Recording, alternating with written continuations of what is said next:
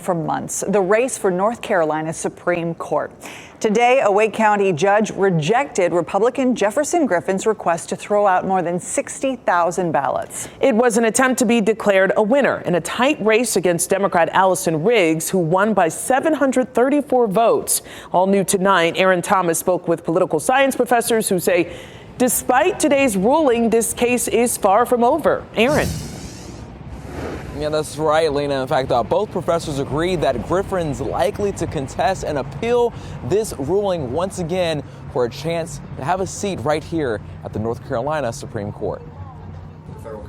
Republican candidate Jefferson Griffin's latest effort to defeat Democrat Allison Riggs will not stand for now. A Wake County judge ruling in court, state election officials were right to reject Griffin's attempts to invalidate more than 60,000 ballots from the 2024 elections. You don't have to be a lawyer to say, that seems wrong to throw out the votes of 60,000 people who did nothing wrong.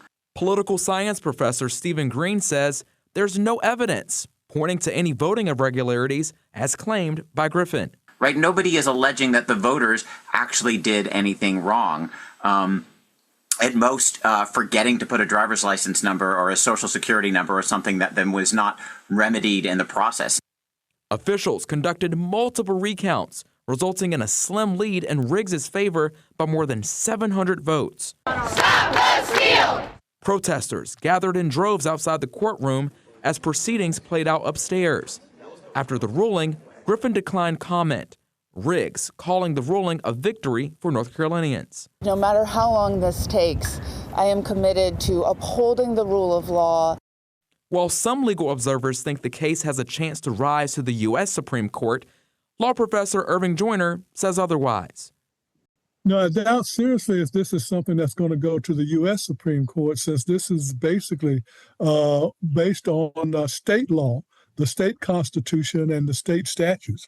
And the U.S. Supreme Court would not have a say in how that has played out.